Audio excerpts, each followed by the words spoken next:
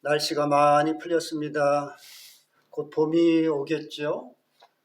오늘 말씀은 누가복음 16장 19절에서 31절까지입니다. 제가 봉독해 드리겠습니다. 성경을 가지고 계시면 같이 보시면 좋겠습니다. 누가복음 16장 19절에서 31절까지입니다. 한 부자가 있어 자색 옷과 고운 베옷을 입고 날마다 호화롭게 즐기더라. 그런데 나사로라 이름하는 한 거지가 헌데 투성이로 그의 대문 앞에 버려진 채 그 부자의 상에서 떨어진 것으로 배불리려 하매 심지어 개들이 와서 그 헌데를 핥더라. 이에 그 거지가 죽어 천사들에게 받들려 아브라함의 품에 들어가고 부자도 죽어 장사함에 그가 흥부에서 고통 중에 눈을 들어 멀리 아브라함과 그의 품에 있는 나사로를 보고 불러 이르되 아버지 아브라함이여 나를 긍휼히 여기사 나사로를 보내어 그 손가락 끝에 물을 찌고 내 혀를 서늘하게 하소서. 내가 이 불꽃 가운데서 괴로워하나이다. 아브라함이 이르되 예 너는 살았을 때 좋은 것을 받았고 나사로는 고난을 받았으니 이것을 기억하라. 이제 그는 여기서 위로를 받고 너는 괴로움을 받느니라. 그뿐 아니라 너희와 우리 사이에 큰 구렁텅이가 놓여 있어 여기서 너희에게 건너가고자 하되 갈 수 없고 거기서 우리에게 건너올 수도 없게 하였느니라. 이르되 그러면 아버지여 구하노니 나사로를 내 아버지의 집에 보내소서. 내 형제 5이 있으니 그들에게 증언하게 하여 그들로 이 고통받는 곳에 오지 않게 하소서. 아브라함이 이르되 그들에게 모세와 선지자들이 있으니 그들에게 들을지니라. 이르되 그렇지 아니하니이다. 아버지 아브라함이여 만일 죽은 자에게서 그들에게 가는 자가 있으면 회개하리이다. 이르되 모세와 선지자들에게 듣지 아니하면 비록 죽은 자 가운데서 살아나는 자가 있을지라도 고난을 받지 아니하리라 하였다 하시니라. 아멘. 오늘은 가난한 자의 반전이라는 제목으로 여러분과 함께 은혜를 나누겠습니다. 오늘 말씀을 정리하자면 한 부자가 있었는데 그는 부호나 귀족, 제사장 등이 입는 값비싼 자색 옷과 고운 베옷을 입고 날마다 호화스럽게 즐기며 살았습니다. 한편 그 부자의 집 대문 앞에는 나사로라는 거지가 몸에 상처를 입고 누워 있었습니다. 거지 나사로는 부자가 식탁에서 떨어뜨리는 부스러기라도 먹으려고 있었는데 개들까지 와서 그의 헌 상처를 핥았습니다. 거지 나사로가 어느 날 죽어 아브라함 품, 즉 천국에 갔습니다. 그러나 부자는 죽어 지옥에서 고통을 당하는 중에 천국에서 아브라함 품에 있는 나사로를 발견하였습니다. 그래서 그 부자는 큰 소리로 아브라함에게 나를 불쌍히 여기서 주소서.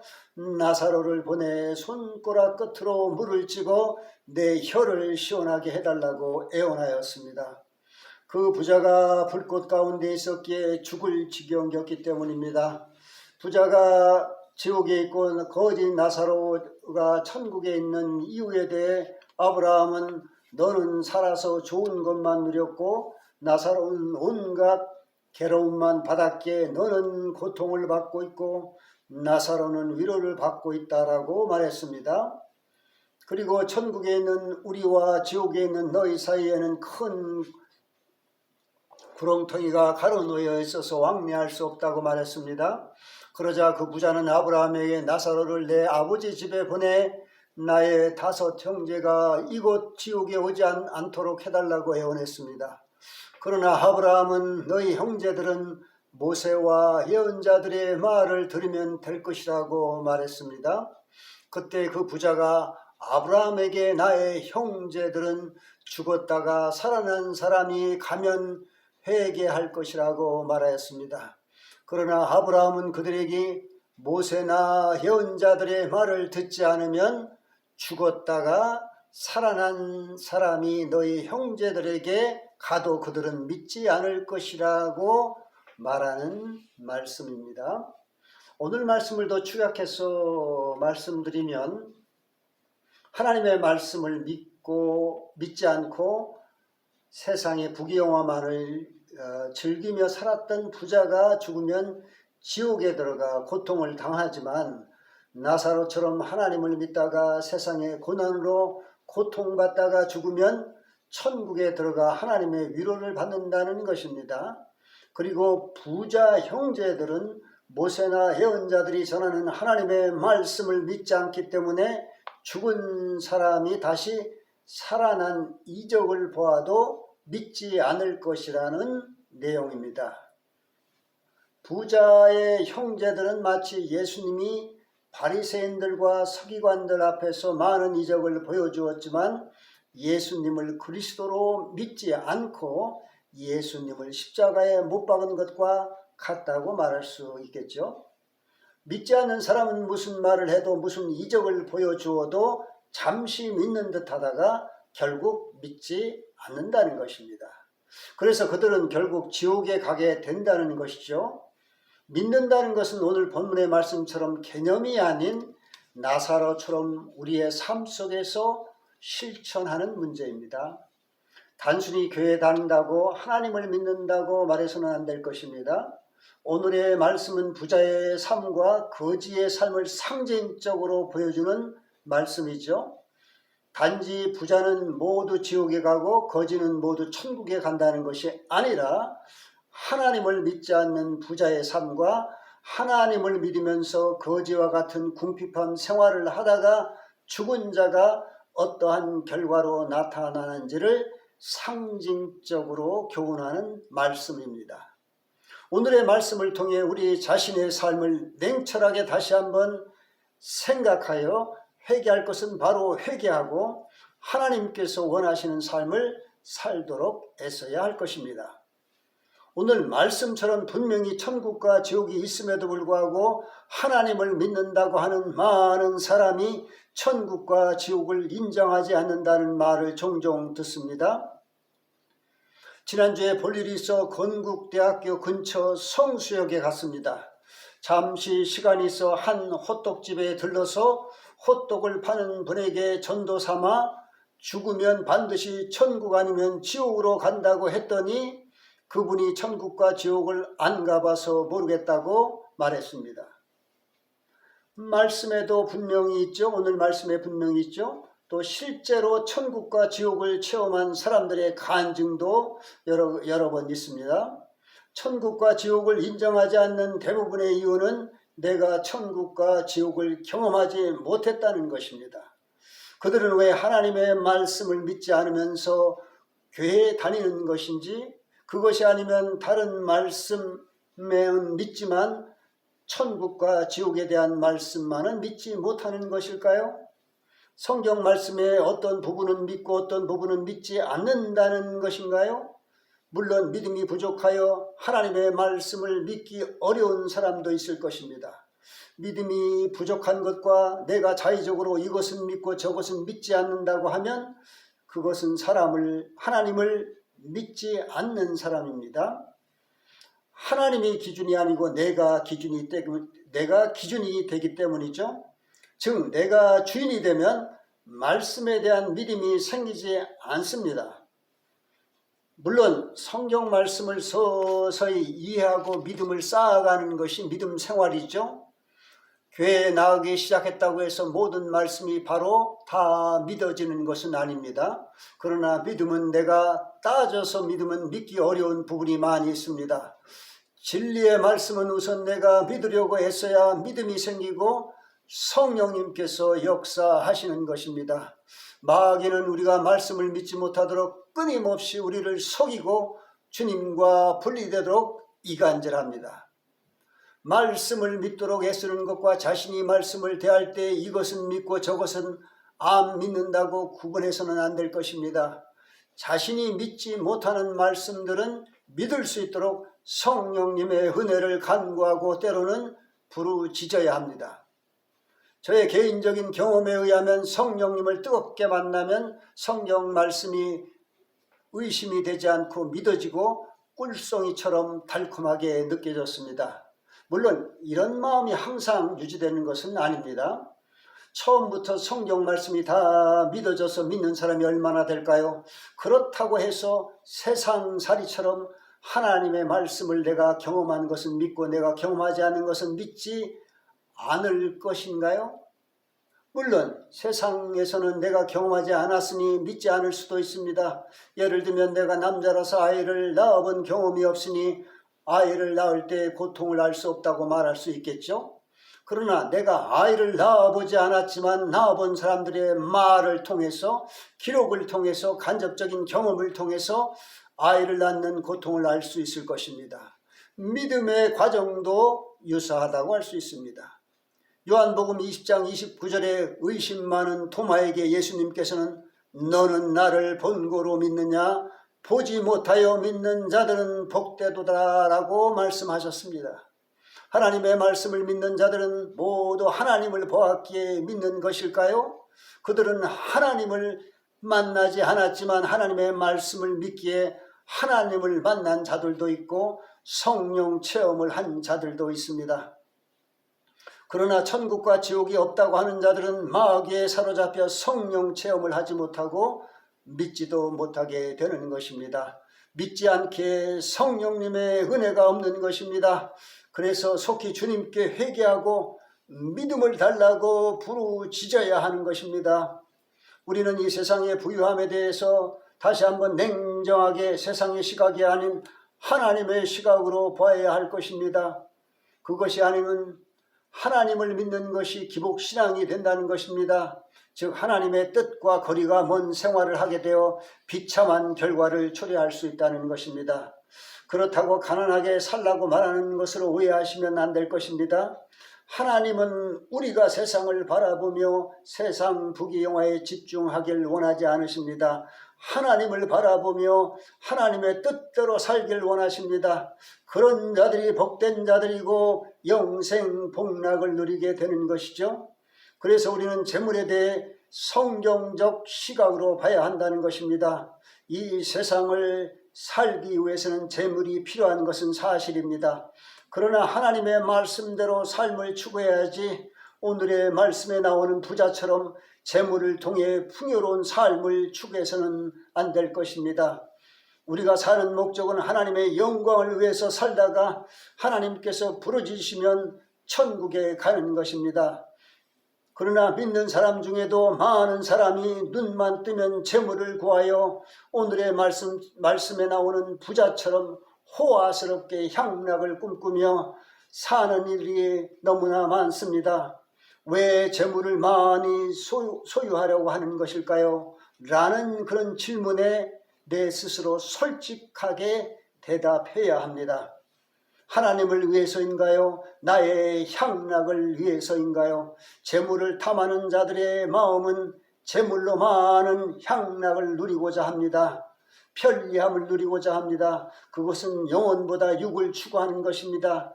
천국이 아닌 세속적 삶이 그들의 행복입니다. 그들은 재물의 소유 정도를 믿음과 연결시켜 생각합니다. 그야말로 재물에 의지하는 기복신앙입니다. 물론 우리는 필요한 재물을 하나님께 구하는 기도를 해야겠습니다. 그러나 믿는 자가 재물을 추구하며 호화스럽게 향락의 삶을 추구하는 것은 하나님의 뜻이 아닙니다. 내가 재물로 풍요로우면 그것은 하나님께서 주신 것이니 가난한 자들과 하나님의 일을 위해서 사용해야 합니다. 이것이 재물에 대한 바른 자세입니다. 믿는 자 중에서 어떤 이는 남과 비교해서 재물이 적다는 이유로 자기 탐심으로 재물을 추구하는 자들이 있습니다. 재물의 풍요로움을 하나님의 축복이라고 착각하는 자들이 많습니다. 악한 자들이 재물로 잘 사는 것은 주님께서 악한 자를 내버려 두는 것입니다. 잘되는 자는 더 잘되게 하시고 악한 자는 더 악하게 내버려 그냥 두시는 것입니다. 즉 주님께서 악한 자들이 천국에 입성하지 못하도록 내버려 둔다는 것입니다. 악한 자들이 잘 사는 것이 세상적으로 좋게 보일 수도 있으나 영적으로는 참으로 비참한 일입니다. 그러나 하나님의 뜻대로 사는 자들은 재물의 풍요로 향락을 즐기지 않습니다. 아니, 향락을 즐기지 못합니다. 그 이유는 가난한 자들과 하나님의 사업을 위해 사용하기 때문에 그렇습니다. 자기 재물이 귀하게 여기지 않는 사람은 없습니다. 그러나 세상에서 재물은 하나님께서 우리에게 주신 것이므로 하나님께 감사하며 하나님께서 기뻐하시는 일에 써야 합니다. 자본주의에서 재물의 위력은 대단합니다. 그래서 많은 자들이 재물로 좋은 일에도 쓰지만 악한 일에도 사용합니다. 마태복음 19장 23절에서 24절에 보면 예수님께서는 부자가 천국에 들어가기가 낙타가 바늘 구멍을 통과하는 것보다 더 어렵다고 말씀하시는 이유는 부자가 재물을 가난한 사람을 위해 쓰기보다는 나와 내 가족의 향락을 위해서 쓰기 때문에 그렇습니다. 또 부자들 중 많은 사람들이 하나님보다 재물을 더 사랑하고 의지합니다. 우리는 하나님과 재물을 둘 다 섬길 수 없습니다. 겉으로는 둘 다 섬기는 것처럼 보이지만 실제로는 재물을 섬기고 있는 것입니다. 냉정히 자신을 생각해 봐야 합니다. 착각하는 경우가 많습니다.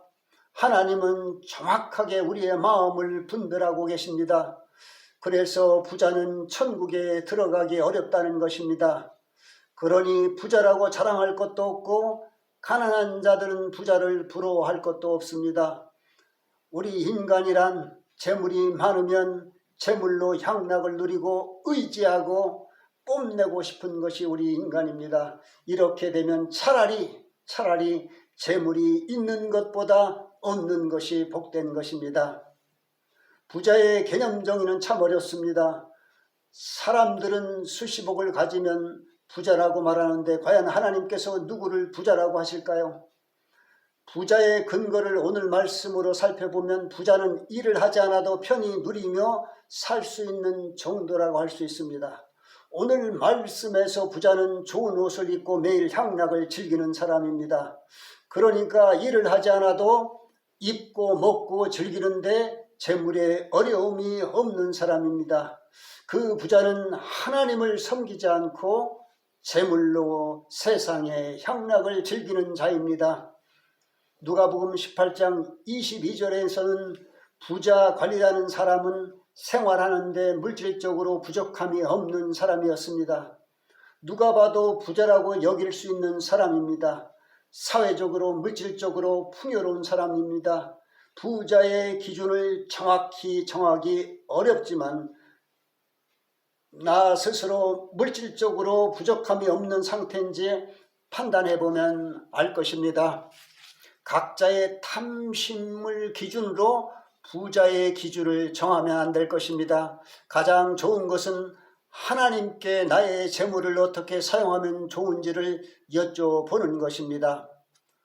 세상의 부귀영화를 추구하며 재물을 사랑하는 자는 영생복락하기 어렵습니다. 그는 하나님을 바라보지 않고 세상을 바라보고 있는 자이기 때문에 그렇습니다. 부자들의 특성이 하나님보다 재물을 우선시하고 사랑한다는 것입니다. 겉으로는 하나님을 믿는다고 하지만 속으로는 자기의 욕심이 있는 자입니다. 양심의 화를 맞은 자이다 라고 할 수 있습니다. 하나님은 우리의 마음을 다 알고 계시죠? 부자들의 큰 오류는 가난하고 병든 자들을 성심껏 돌보지 않고 자신만을 위해 가족만을 위해 재물을 사용한다는 것입니다. 부자가 더 돈을 안 쓴다고 하는 말이 여기서 나오는 것입니다. 부자들은 붉은 원숭이들처럼 움켜쥘 줄만 알지 이웃에게 나눌지 모르다가 결국 멸망한다는 것입니다. 그래서 그런 자들은 곧 회개해야 합니다. 잠언 23장 4절에 부자 되기를 애쓰지 말고 내 사사로운 지혜를 버릴지어다 라고 말씀하고 있습니다. 이런 점에서 부자들은 가난한 자들보다 더 냉철히 하나님의 말씀으로 자신을 조명해 보아야 합니다. 소유한 재물로 천국이 아닌 지옥으로 간다면 얼마나 비참한 일입니까? 진정한 부자는 영적으로 풍요한 자입니다. 즉 하나님과 늘 동행하는 자이지요. 우리는 이 세상을 살면서 이 말을 잊어서는 안 될 것입니다. 남들이 그렇게 사니 나도 그렇게 사는 것이 아니라 남들은 그렇게 살지만 나는 하나님 말씀을 지키며 살아야 합니다. 외롭고 힘들지만 그렇게 살아야 천국을 보장받는 복된 길로 가는 것입니다. 내게 있는 것은 모두 나누어 주라고 하나님이 주신 것입니다. 내가 가진 것을 하나님 말씀대로 사용하다가 죽는 것이 복된 것입니다. 오늘 말씀에 나오는 부자처럼 지옥에 가면 이 세상의 삶은 헛된 것입니다. 살아있는 지금 회개하고 마음을 돌려야지 죽고 난 후에 후회해봐도 소용이 없습니다. 그것은 소잃고 외양간을 고치는 격이죠. 그것이 바로 어리석음입니다. 반면에 오늘 본문의 거지 나사로는 단순한 거지가 아닙니다. 게으르고 태만한 거지라고 생각하기보다 나름대로 하나님의 말씀에 순종하며 성실하게 세상을 살았지만 거지이고 병든 사람이 된 경우입니다. 나사로는 거지 신세이지만 하나님을 알고 하나님 말씀대로 살려고 애쓴 자입니다. 그래서 그는 거지지만 남을 해치거나 강도짓을 하거나 남을 속이지 않은 성실한 사람이라고 할 수 있습니다. 그는 하나님을 보고 살았지만 거지가 된 것입니다. 그런 나사로에게 반전이 일어났습니다. 그는 세상에서는 천대받고 멸시받은 거지로 살았지만 하나님을 믿고 산 사람이기에 천국을 간 것입니다. 그냥 가난한 거지로 살아서 천국에 간 것이 아닙니다. 즉 세상에 고난과 싸우며 살다가 죽은 것입니다. 우리는 거지 나사로의 이러한 점을 배우고 실천하며 살아야 합니다. 진짜 성공한 사람은 부자가 아니라 거지 나사로라고 할 수 있습니다. 그는 부자의 도움도 받지 못했습니다. 하나님의 입장에서 부자나 거지나 모두 같은 자녀입니다. 그 자녀들이 서로 사랑한다면 서로 도우며 살아야 합니다. 그것이 하나님의 마음입니다. 거지 나사로의 삶은 상징적으로 우리 믿는 자들은 이 세상에서 부귀영화를 추구하지 말고 고난의 좁은 길을 가야 한다는 것을 암시해주고 있습니다. 이 세상은 하나님을 거역하지만 하나님을 믿고 성실히 가는 자들은 세상에서 멸시받고 어려운 생활을 이기며 살아갑니다. 예수님을 보면 위대하시고 전능하신 신이신데도 하나님의 말씀에 복종하기 위해 사람들에게 멸시 천대를 받다가 십자가에서 돌아가셨습니다. 그러니까 하나님을 믿는 자들은 풍요롭게 편하게 살려고 애쓰면 안 될 것입니다. 천국에 소망을 두고 살기에 세상의 가난함을 이기며 살아야 합니다. 어려운 이웃을 도우며 살아야 합니다. 하나님 말씀대로 살려고 애쓰고 힘쓰다 보면 영적으로는 풍요롭지만 재물이 없는 가난한 자가 되는 것입니다. 잠언 28장 6절에 가난하여도 성실하게 행하는 자는 부유하면서 굽게 행하는 자보다 낫다라고 했습니다. 같은 장 11절에는 부자는 자기를 지혜롭게 여기나 가난해도 명철한 자는 자기를 살펴 아느니라고 했습니다. 마귀의 지배를 받는 이 세상의 사람들은 이웃을 재물로, 세상 지식으로, 권력으로 행복함과 불행함을 판단합니다. 그래서 천국과 지옥은 없고 이 세상이 끝이라고 보는 것이죠. 그러나 이 세상은 지나가는 나그네 세상이고 천국을 들어가기 위한 시험의 장소라고 하는 것을 기억해야 합니다. 이것을 잊지 말아야 합니다. 세상이 아닌 하늘의 소망을 두어야 하는 이유가 여기에 있습니다. 우리 믿는 자들은 가난하게 사는 삶이 천국에 가기 위한 고난의 과정으로 믿고 담대하게 받아들여야 합니다. 고난을 내 힘으로 이기려 하지 말아야 합니다. 고난은 우리가 하나님과 깊은 관계, 즉 하나님과 하나 되기 위한 필수 과정입니다. 고난은 하나님을 더 가까이 하라는 신호입니다.